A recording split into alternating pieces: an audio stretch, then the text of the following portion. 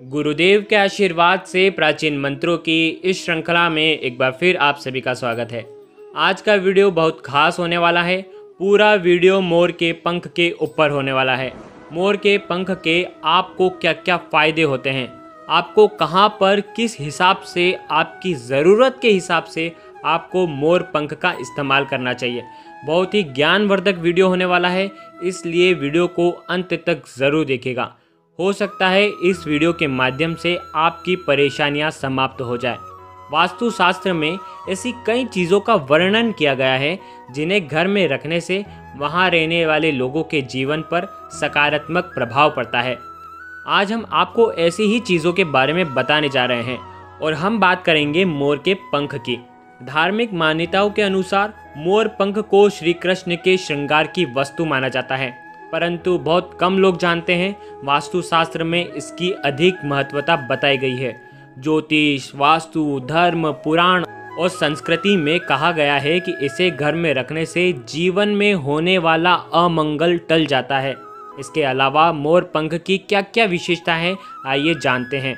कहा जाता है पूरे विश्व भर में मोर अपनी सुंदरता के लिए जाना जाता है, तो वहीं सनातन धर्म के कई ग्रंथों व शास्त्रों के अनुसार कई देवी देवताओं को ये अत्यंत प्रिय है।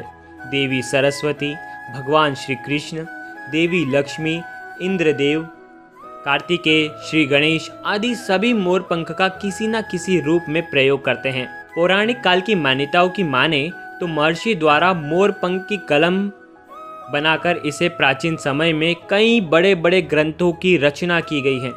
यही नहीं, कई प्रमुख ग्रंथ भी मोर पंख से लिखे गए हैं। इससे मोर पंख की महत्वता का आप पता लगा सकते हैं कि किस तरह दैविक शक्ति का वास इस पंख में होता है।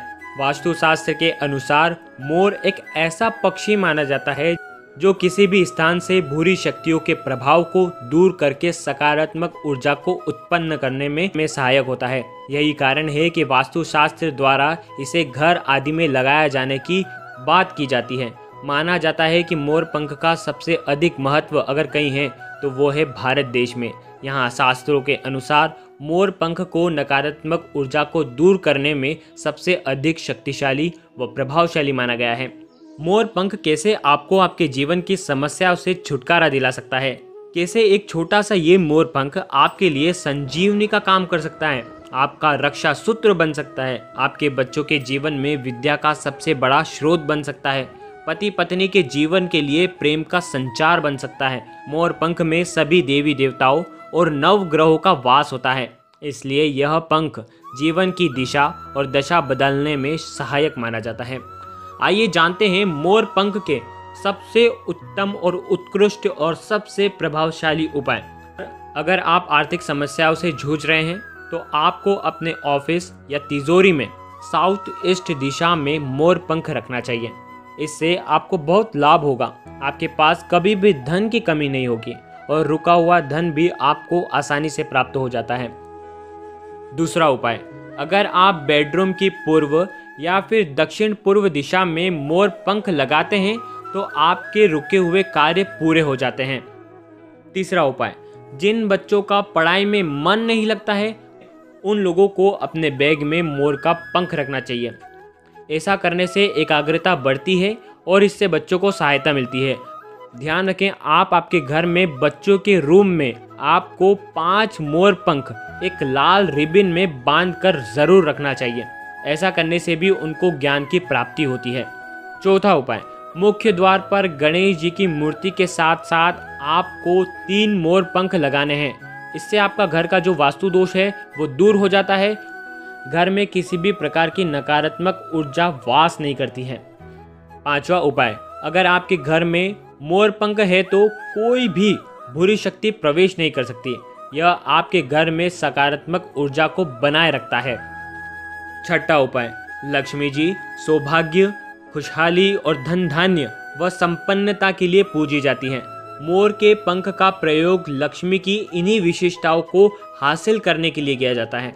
मोर पंख को बांसुरी के साथ अगर आप घर में लगाते हैं, आपके घर के मुख्य द्वार पर से जो भी कोई प्रवेश करता है तो उसे अगर वो बांसुरी और उसके साथ ये मोर पंख दिखता है, इससे जो आपके रिश्ते हैं वो उन लोगों से बहुत अच्छे रहते हैं। आपके घर परिवार में भी अगर ये बांसुरी के साथ अगर आप मोर पंख लगाते हैं तो आपके घर में भी प्रेम का वातावरण रहता है।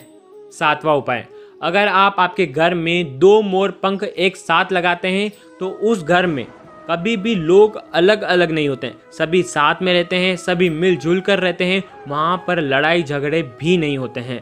उस घर में सभी को पारिवारिक सुख मिलता है। 8वां उपाय, जिनके जेब में पर्स में मोर पंख रखा होता है वह अमंगल से बचा रहता है। आपके ऊपर कोई भी बड़ी मुसीबत नहीं आती। जो लोग रोज लंबा सफर करते हैं, जिन लोगों को अप डाउन करना रहता है, उन्हें तो मोर पंख जरूर रखना चाहिए। और साथ ही राहु दोष भी प्रभावित नहीं करता है। साथ ही आप अपनी कार में मोर पंख का जो फूल लगाते हैं तो भी आपकी दुर्घटना की जो संभावना है वो खत्म हो जाती है। तो ये उपाय उन लोगों को तो जरूर करना चाहिए जो लोग रोज अप डाउन करते हैं। 9वां उपाय, घर में अचानक विपत्तियां आ जाए, परेशानियों का सामना करना पड़े तो आप घर के साउथ ईस्ट यानी कि आपको अग्निकोण में मोर का पंख लगाना चाहिए। 10वां उपाय, अगर आपको आपके विवाहित जीवन में परेशानियों का सामना करना पड़ रहा है, लड़ाई झगड़े पति पत्नी में हो रहे हैं, अशांति का माहौल हो, कोई एक दूसरे को समझने में असमर्थ हो, रोज रोज कुछ ना कुछ होता हो, दुखमय समय बीत रहा हो, तो आपको क्या करना है, आपकी जो शादी की जो एल्बम बनी हुई है उसमें आपको 2 मोर पंख लाल धागे में बांध कर रखना है। और फिर देखें, जीवन साथी के साथ आपकी खुशियां अपार हो जाएगी। आप प्रेम भाव से रहने लगेंगे, आप दोनों एक दूसरे को समझने लगेंगे। बहुत ही अद्भुत ये उपाय है।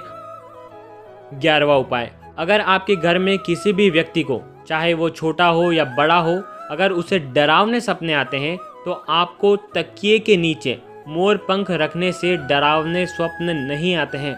12वां उपाय, मोर पंख खरीदने से पहले ये ज़रूर देख लें कि वो खंडित ना हो। और साथ ही अगर आपके घर में मोर पंख पहले से ही है, पुराना मोर पंख है, लेकिन अगर वो टूटा हुआ हो, खंडित हो, तो उसे आपको जल में प्रवाहित कर देना चाहिए।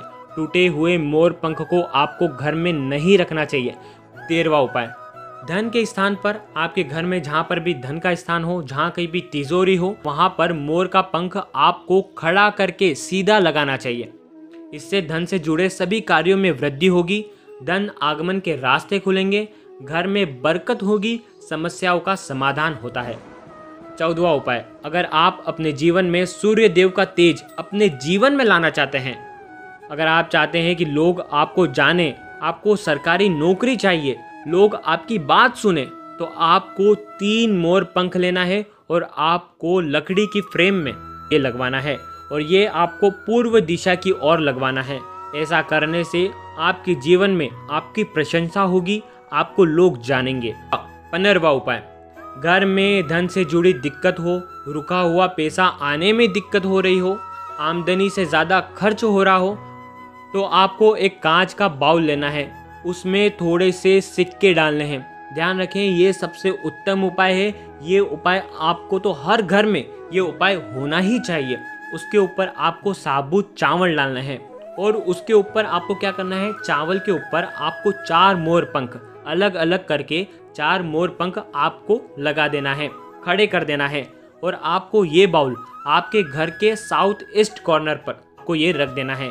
ये चावल आप हर पूनम पर आपको पक्षियों को डाल देना है और आपको उस बाउल के अंदर वापस नए चावल रख देना है और ऐसे ही मोर पंख आपको लगा देना है।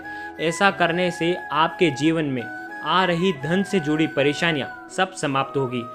16वां उपाय, मोर पंख को आपकी दुकान, गोडाउन या जहां पर भी आप व्यापार करते हैं वहां पर आपको लगाना चाहिए।